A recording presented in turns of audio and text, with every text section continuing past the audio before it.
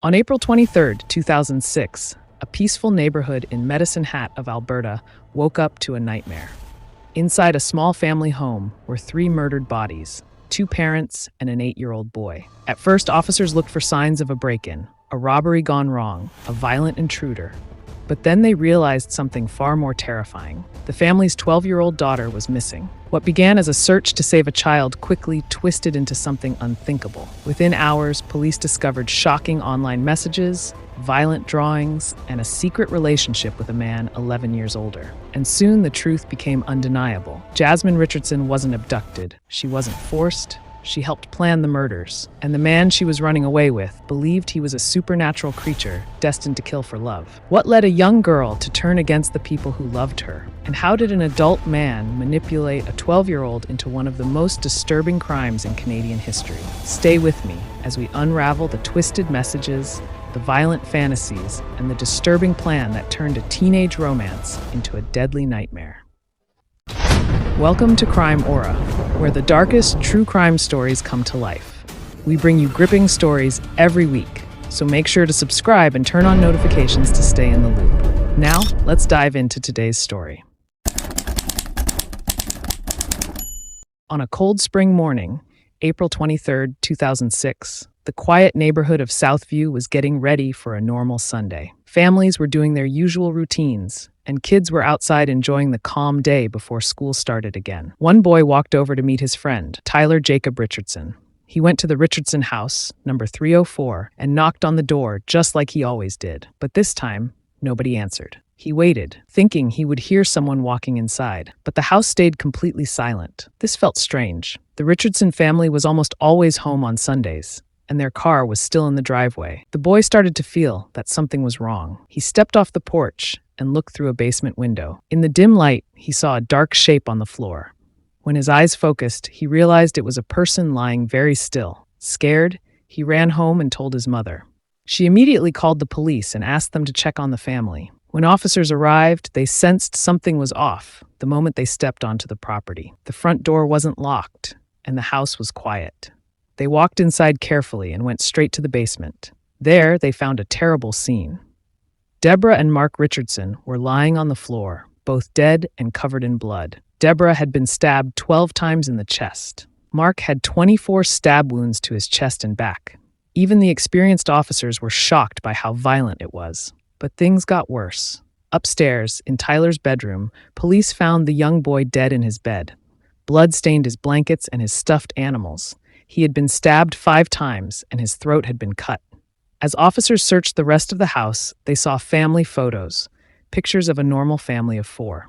But only 3 family members were in the house. This left one big question. Where was their daughter, Jasmine? At first, the police thought the family had been attacked during a break-in. The scene was messy and violent, and 12-year-old Jasmine was missing. They feared she had been kidnapped by whoever killed the rest of her family. Police sent out an Amber Alert and widened the search. They told nearby towns and agencies to look for her. The goal was simple: find Jasmine before anything else happened. Detectives began by talking to Jasmine's friends. They also contacted her school and asked for her school records.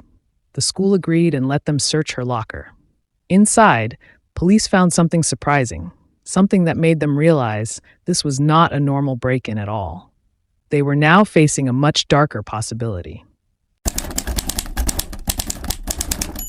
To understand this case, we first have to understand the Richardson family, who they were, how they lived, and what life was like inside their home before everything changed.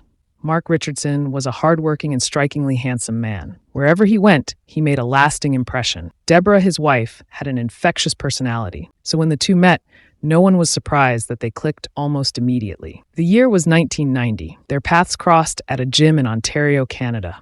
Both Mark and Deborah were actively involved in recovery programs for substance abuse.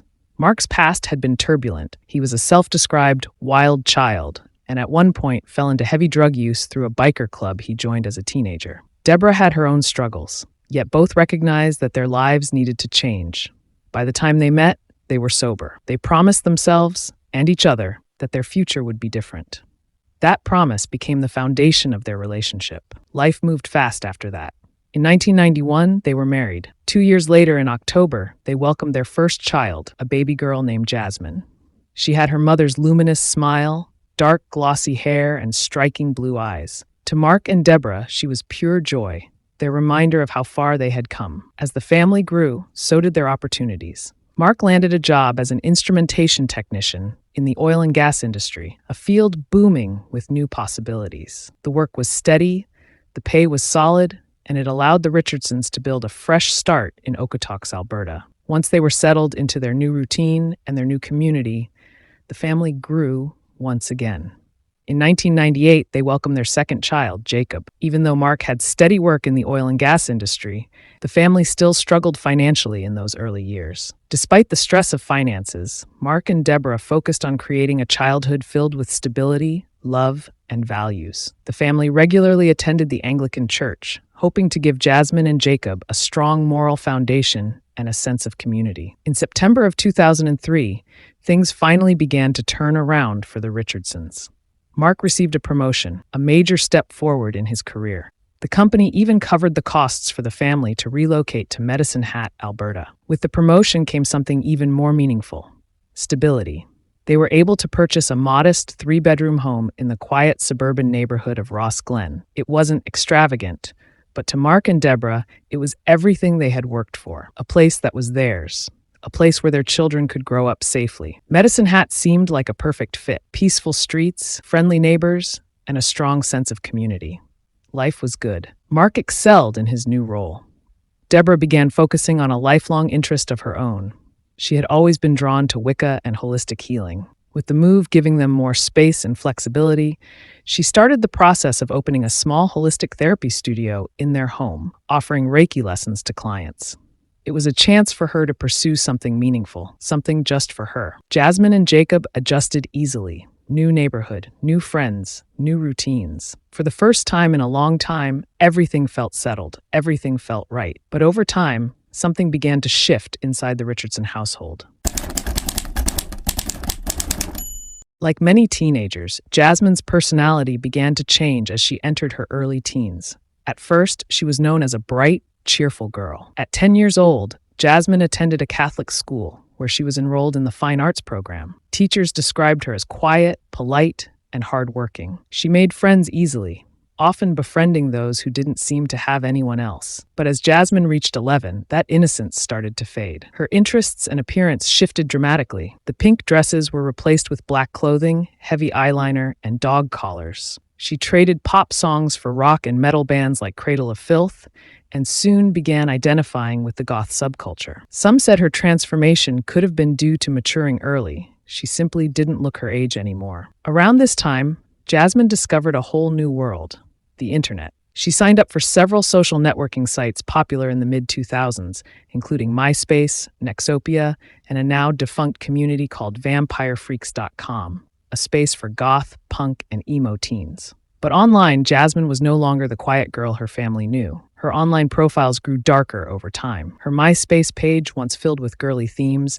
transformed into a gothic display. Her photos showed her wearing dark makeup, alternative clothing, and even posing with fake weapons. She described herself as a nocturnal Wiccan with an interest in blood, human anatomy, and serial killers. Her heroes, she claimed, were Jeffrey Dahmer and Marilyn Manson. Her biography read chillingly simple: "Welcome to my tragic end." Despite all these changes, Jasmine's parents stayed calm. They thought she was just growing up, experimenting like any other kid her age. But then she started getting into trouble at school, and the guidance counselor opened a file on her behavior. None of them knew it yet, but things were about to spiral in a way no one could have imagined, because soon Jasmine would meet someone who would pull her life and her family in a terrifying new direction. This is Jeremy Steinke, a 23-year-old who had grown up in a harsh and unstable world. Jeremy's childhood was full of chaos and neglect. Both of his parents struggled with alcoholism, and his father reportedly abused him before eventually leaving the family when Jeremy was still very young. After that, several other men came and went in his life, many of whom brought even more abuse. Jeremy's stepfathers were cruel and violent throughout his childhood. He was often punished physically and emotionally, living in constant fear. His mother moved the family from town to town, hoping to escape the abuse. But this only meant Jeremy never had a chance to settle down, make friends, or feel safe anywhere. He never knew what normal childhood life was like. School offered little relief. Jeremy was bullied by classmates who called him Jeremy Stinky and made fun of his home life. He struggled with ADHD, which made learning and focusing difficult. Some psychiatrists later suggested he might have been born with fetal alcohol syndrome, which could explain his delayed development and unusual behavior. Feeling alone and misunderstood, he began retreating into his own world. By the age of 15, Jeremy's struggles became more dangerous. He was hospitalized for hypothermia after getting blackout drunk and passing out outside in the cold. Around the same time, he began experimenting with drugs, a habit that only grew worse over time.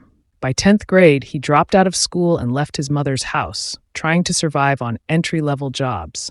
Life was overwhelming, and eventually he moved back in with his mother, still searching for a place where he belonged. As he entered his teen years, Jeremy adopted a new look and identity. He became involved in punk and goth subcultures. He spiked his hair, wore eyeliner, and covered himself in studs and spikes. He dyed and shaved his hair and began wearing a vial of blood around his neck. What stood out most was that the blood wasn't just for appearance. For Jeremy, it held deeper meaning. Jeremy began telling people that he was a 300-year-old werewolf who needed to drink blood to survive. He shared this story often, and he stuck to it for years. This identity became part of how he saw himself and how he presented himself to others. He kept up this werewolf persona all the way into adulthood. By age 22, Jeremy had completely reinvented himself. Much of his behavior came from a deep need for attention. Denied care and support at home, he learned that strange stories about being a werewolf or drinking blood made people notice him. Even negative attention was more than he had ever received. Over time, these stories grew darker, blending with his goth and punk style. In this new scene, Jeremy finally got the attention he craved. For the first time, he felt powerful and noticed, but this new attention and the influence it gave him would soon push him further into a very dangerous world. In January 2006, Jasmine and one of her friends went to a local punk show, and Jeremy happened to be there too. That night, Jeremy and Jasmine spent a long time talking and enjoying each other's company. By the end of the evening, they shared phone numbers and online contacts, and their connection quickly turned into what felt like love. Their relationship officially started on February 5th, 2006, when Jeremy asked her out in an email. A few days later, they went on their first date at another all-ages show. After that, they kept their relationship secret, talking through private phone calls and online messages. They formed a bond that no one around them fully understood. Jeremy was 23 years old at this time and had dropped out of high school.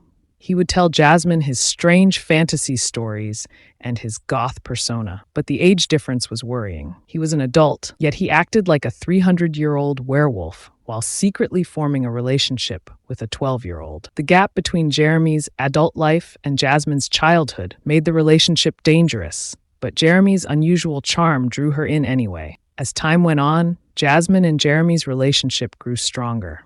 Jeremy would often sing songs he wrote just for her, and Jasmine felt thrilled by the intensity of their bond. She started sneaking out of her house at night to meet him in secret. This continued until one evening when Jasmine was grounded. She was supposed to stay home and watch her younger brother, Jacob, but instead she slipped out with a friend to a nearby gas station. Jacob called their parents, and when they came home, Jasmine's privileges were taken away. Still, she kept talking to Jeremy online. Their messages slowly moved from emotional and affectionate to dark and unsettling. Using the screen name Soul Eater, Jeremy sent Jasmine a message saying, "You are a sight for sore eyes, and I miss you more than killing people. Can we get together and kill people together?" Jasmine responded, "Killing people sounds like fun, and yes, we shall. I miss you too, more than words can describe.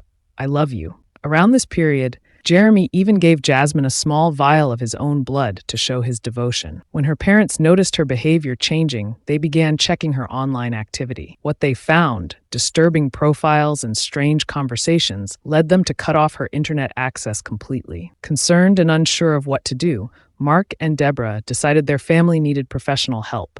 They arranged counseling to understand what Jasmine was going through. For a while, therapy seemed to help. After a few weeks of improvement, they allowed Jasmine to attend a local show, but only if they went with her. At the event, Mark and Deborah briefly lost track of her. When they found her again, she was in an alley behind the venue, kissing a man they didn't recognize. To them, it looked like their young daughter was with an adult man. It didn't take long for Jasmine's parents to uncover the truth. Their 12-year-old daughter was in a relationship with 23-year-old Jeremy Steinke. Realizing that an adult man was involved with their child, shocked and terrified them. They didn't blame Jasmine. She was only a young girl, and they understood she was being influenced and groomed. All of their anger and fear was aimed at Jeremy. Mark and Deborah acted quickly, banning her from seeing Jeremy and cutting off every form of contact. No phone calls, no texts, no online messages. To Jasmine, who believed she was deeply in love, this felt cruel and unfair.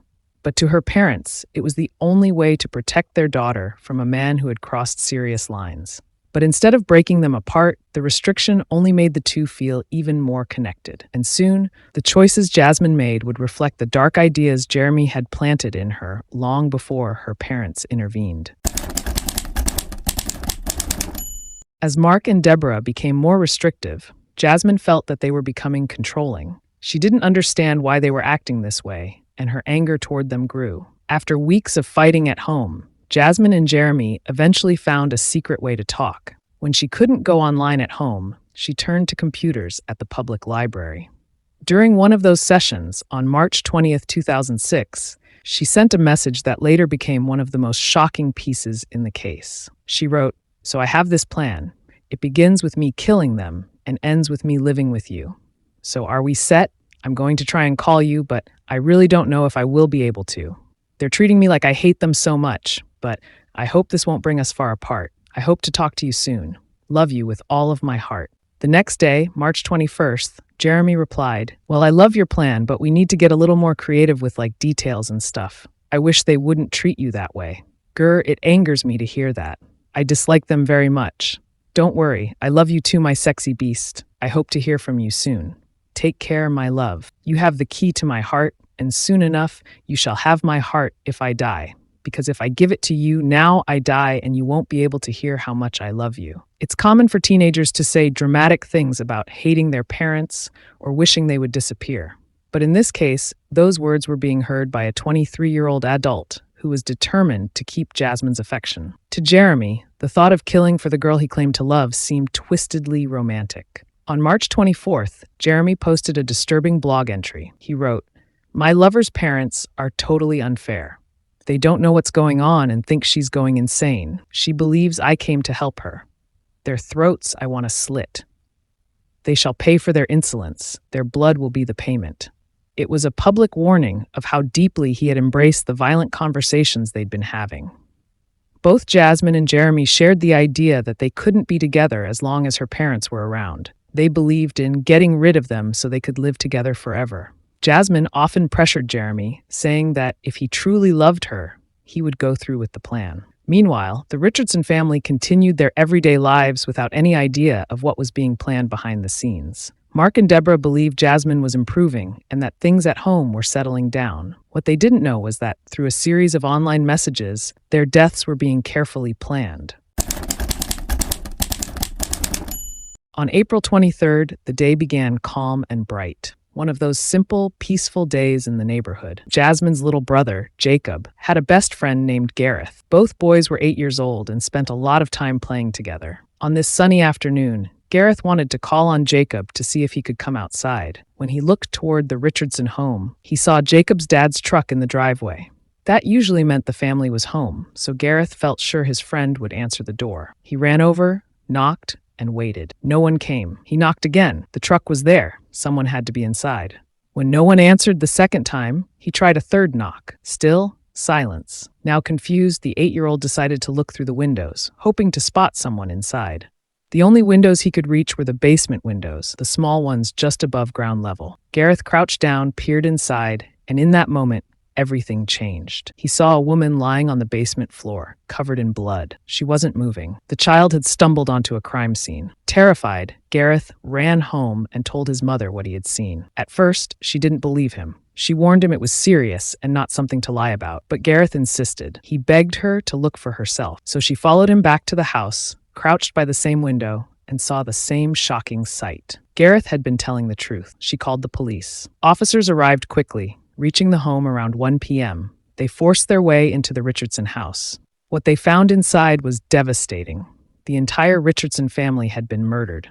2 bodies were discovered in the basement. The woman visible through the window was Deborah Richardson, the mother. She had been stabbed many times, and blood covered the floor around her. Nearby, though not visible from outside, was her husband, Mark. He, too, had been stabbed repeatedly. Upstairs, officers found the 3rd body, 8-year-old Jacob. He was still in his bed, surrounded by his toys. A small Star Wars lightsaber was in his hand. His throat had been slashed. With no other information yet, police briefly considered whether this could have been a murder-suicide. Mark's body was found near a screwdriver, which raised the possibility that he had harmed his family and then himself. But that theory collapsed almost immediately. While searching the home, an officer noticed a family photo in the living room. 4 people were in the picture, not 3. There was a young girl in the photo, Jasmine Richardson. She was missing. Suddenly, the investigation shifted. Officers feared she had been kidnapped by whoever committed the murders or killed somewhere else.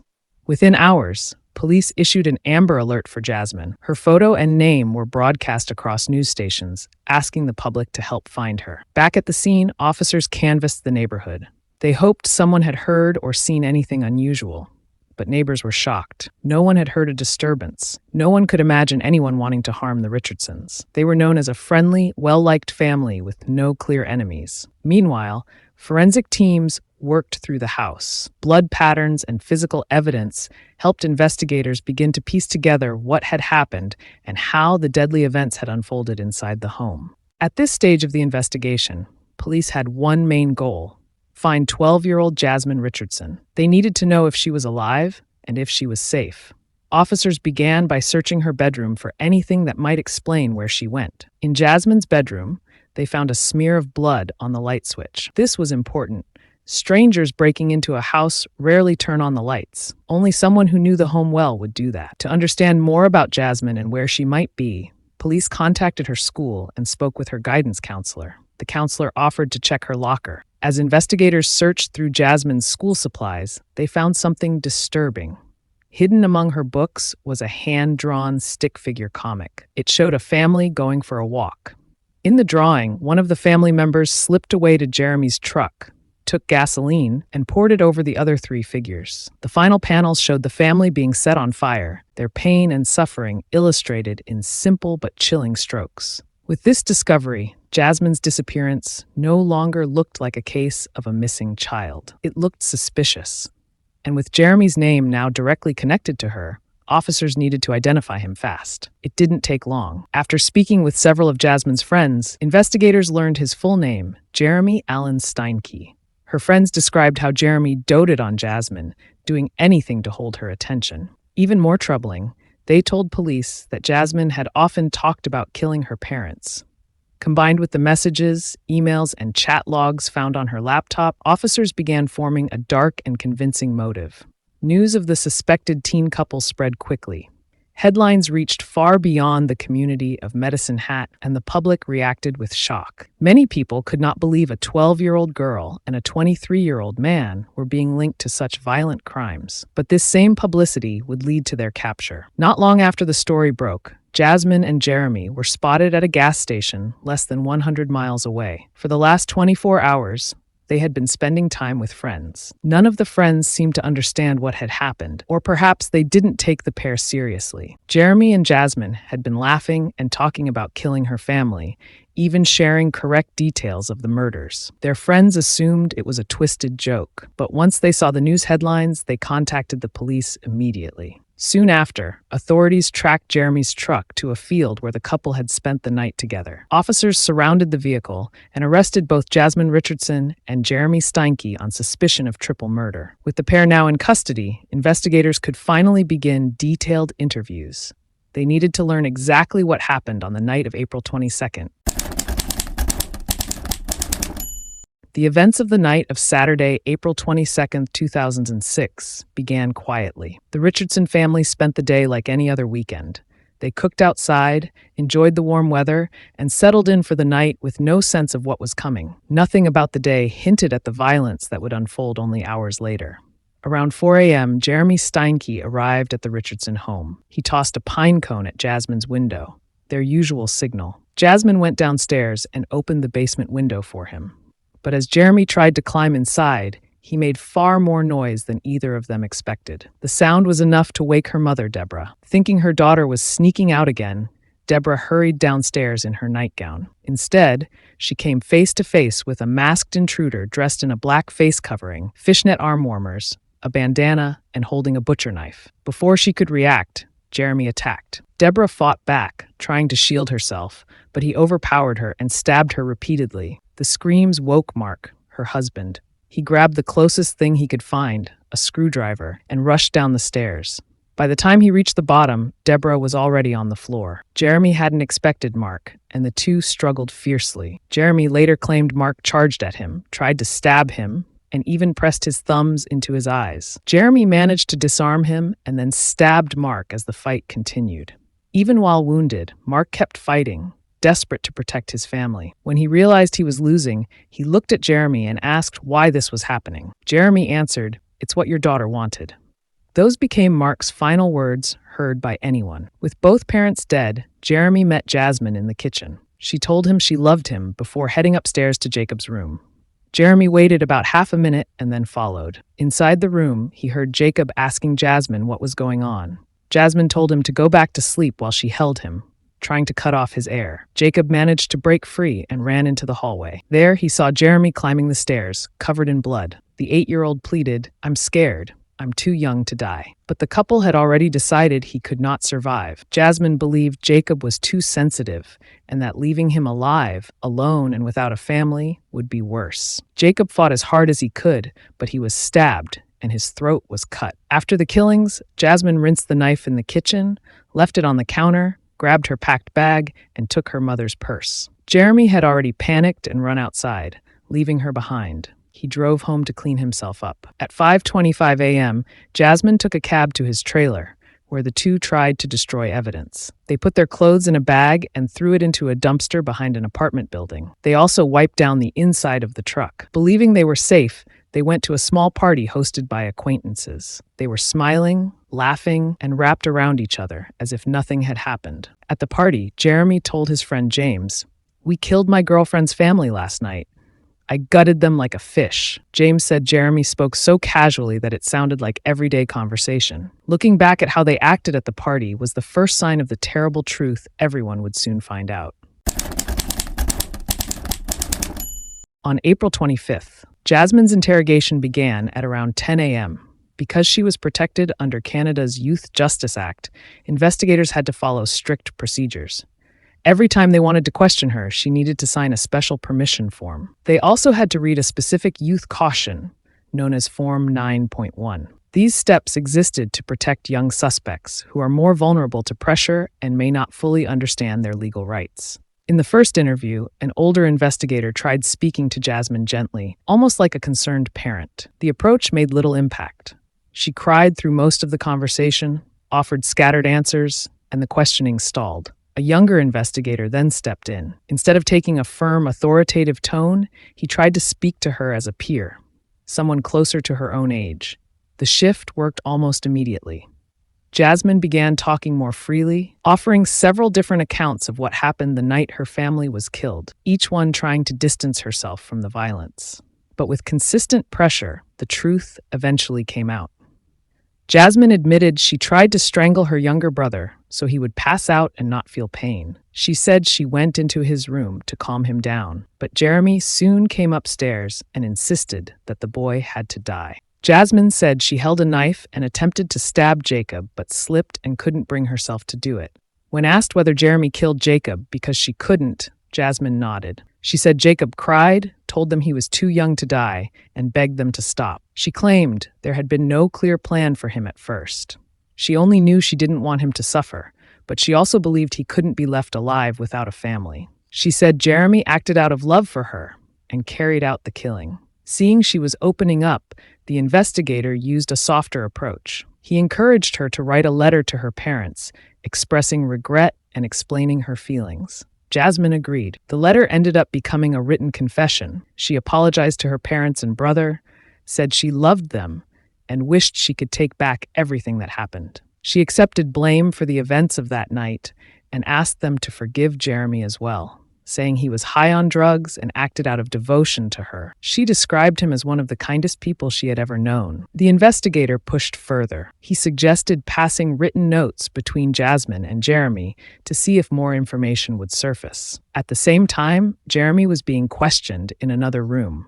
He admitted killing Jasmine's parents, claiming he panicked while under the influence of drugs. He also said he had tried to talk Jasmine out of the plan, but ultimately agreed because he would do anything for her. When it came to Jacob, Jeremy blamed Jasmine entirely. He said he watched her cut her brother's throat and insisted he never touched the boy. He claimed he only paced around the hallway before stepping outside for air.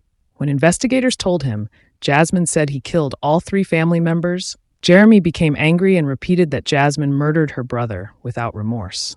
Jeremy was then allowed to write back to Jasmine. Their letters revealed how emotionally attached they were and how disconnected they seemed from the seriousness of their actions. Jasmine wrote about missing him, hoping their future would work out, and believing that things would improve with time. She signed the letter, "My sweet 666 Jazz." Jeremy replied in the same tone, calling her his cuddle bunny and saying she completed him. They wrote about staying strong, keeping faith, and being together again someday. Another letter followed in which Jeremy proposed to her and Jasmine accepted the proposal. And as they imagined a shared future, the legal system prepared theirs for them. Both were charged with 3 counts of murder and sent to separate detention facilities, where the weight of their actions would finally begin to settle in. 1 year later, in June 2007, both Jasmine and Jeremy Steinke went to trial for the murders of the Richardson family. As an adult, Jeremy faced the full weight of Canadian law. His defense argued that he was a vulnerable, immature man with low self-esteem, shaped by years of abuse from his mother's former partners. They claimed he felt so desperate for affection that he turned to 12-year-old Jasmine, trying to fill an emotional void that had followed him since childhood. Even his friends testified that he would do almost anything to keep her attention. But the court rejected the idea that weakness or a desire for love could explain or excuse the killing of 3 innocent people. Jeremy was found guilty on all charges and sentenced to 3 life sentences, with the possibility of parole after 25 years. Jasmine, because she was a minor at the time of the murders, was kept anonymous throughout the trial. Despite her age, the evidence against her was overwhelming. Messages exchanged between her and Jeremy, her behavior before and after the murders, and her role in planning the attacks made her involvement clear. She was found guilty of murdering her mother, father, and 8-year-old brother. During her testimony, her lack of emotion stood out. At one point, she even smiled while describing what happened to her family, a moment that shocked many in the courtroom. However, her punishment was limited by Canadian law. The maximum sentence she could receive as a minor was 10 years, which included a mix of psychiatric treatment, supervised living, and rehabilitation rather than traditional prison time. Over the years, Jasmine began showing signs of change. Through therapy and strict structure, she started expressing real remorse. Professionals overseeing her case believed she no longer posed a risk to the public.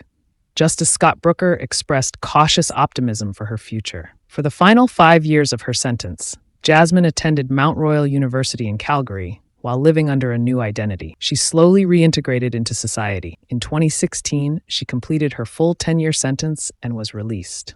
Since then, she has lived freely in the community, her identity protected. Jeremy Steinke remains in prison, serving his life sentences and standing as a reminder of the influence he held over a much younger girl. Since her release, Jasmine has stayed out of trouble. Her criminal record has been cleared, leaving no public trace of her past, with the chance to rebuild her life far away from the tragedy that once defined her.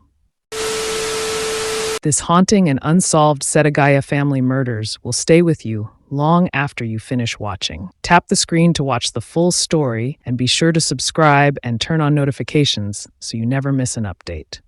Thank you for watching. See you in the next one.